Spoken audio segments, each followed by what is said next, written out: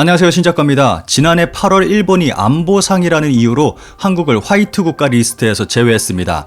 그런데 정작 북한의 전략물자를 반출한 것은 일본이었습니다. 1996년부터 2013년까지 17년 동안 일본에서 30건이 넘는 대북 밀수출이 있었으며 이 중에는 핵개발, 생화학 무기에 활용될 수 있는 전략물자가 포함되어 있었습니다.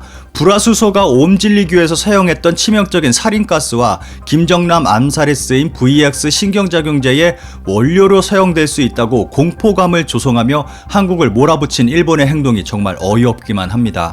아베 정부는 수출 통제가 한국 대법원의 강제징용 판결에 대한 보복이 아니라 안보상의 우려 때문이라고 말을 바꿔가며 억지를 부렸는데 그 허구성이 드러났었죠. 한국산업통상자원부 설명을 들어보면 전략물자의 수출 통제 및 관리 측면에서 한국은 일본보다 더 투명하거나 최소한 비슷한 수준입니다. 한국은 해마다 연례보고서를 내어 적발 건수와 조처 내용을 모두 공개하는 반면 일본은 적발 사례만 경제산업성 홈페이지에 공개하고 연례보고서는 내지 않고 있습니다. 바세나르 협약 참가국 중에 적발 건수를 집계하지 않는 나라는 일본이 거의 유일하다고 합니다. 이렇게 대북 밀수출을 하며 전략물자 반출을 일삼으며 한국에 경제 제재를 가한 일본이 미국에게 제대로 당했습니다. 우리에게 던진 화살이 부메랑이 되어 일본에게 돌아갔습니다. 일본의 보도를 보면 일본이 한국을 화이트국에서 제외한 것에서 지소미아 파기 문제로까지 발전한 외교 문제, 한일 관계를 더욱 악화시킨 인상은 부정할 수 없지만 일본이 한국을 화이트국에서 제외한 일에 대해 인터넷에서 비슷한 평가들을 많이 볼 수 있었습니다. 그러나 그것이 부메랑이 되어 일본에게 돌아와 버렸습니다. 그것도 미국이 일본을 화이트국에서 제외한 것입니다. 안보보장, 정치와 자유무역을 같은 선상에 올려선 안 된다고 말한 것은 일본이 한국에 대해 말해온 것인 만큼 이번 결정에 골머리를 앓고 있는 기업이 많지 않을까요? 라며 자신들이 우리에게 쏜 화살이 부메랑이 되어 자신들에게 돌아왔다고 자책까지 하고 있습니다. 일본 니케이 신문에서는 다음과 같이 보도했습니다.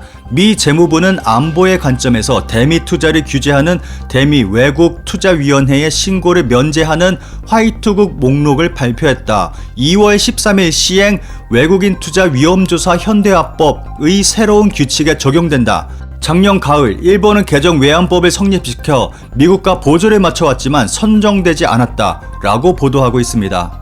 미국은 이미 일본에 대해 경고를 한 적이 있습니다. 일본이 한국을 화이트 국가에서 제외할 경우 일본도 나쁜 나라가 될 수 있다고 지난해 이미 경고를 했었습니다. 전략물자 반출 그리고 미국의 경고 무시, 이러한 상황을 살펴보면 미국이 일본을 화이트리스트 국가에서 제외한 것은 당연한 조치라고 생각합니다.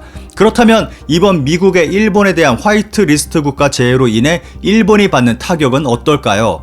우선 외국인 투자 위험조사 현대화법은 미국이 중국의 투자를 통해 기술 도둑질을 견제하기 위해서 도입한 제도이기 때문에 일본 역시 중국과 비슷한 제재를 받을 것으로 예상됩니다. 한마디로 미국의 선진 기술 산업에 대한 투자를 하는데 절차가 번거로워지게 됐고 일본 경제에 적지 않은 영향을 끼칠 것으로 예상됩니다.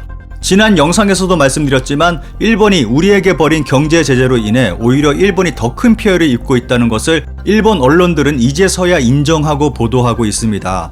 그래서 일본 국내에서도 비판의 목소리, 현 정부에 대한 조롱의 목소리가 높아지고 있습니다. 오히려 일본의 경제 제재 덕분에 한국은 탈일본 하는데 성공했습니다. 아베가 쏘아 올린 작은 공이 나비가 되어 이렇게 돌아왔습니다. 안 그래도 일본의 경제는 역성장하고 있는 상황이며 살얼음판을 걷고 있는 상태입니다. 그런데 일본의 쇠퇴해가는 경제에 가속도가 붙게 됐습니다. 저는 개인적으로 아베 총리를 응원하고 싶습니다. 그리고 이런 상황 속에서도 변함없이 자민당을 지지하고 있는 일본 국민들에게도 진심으로 감사의 말을 전하고 싶습니다.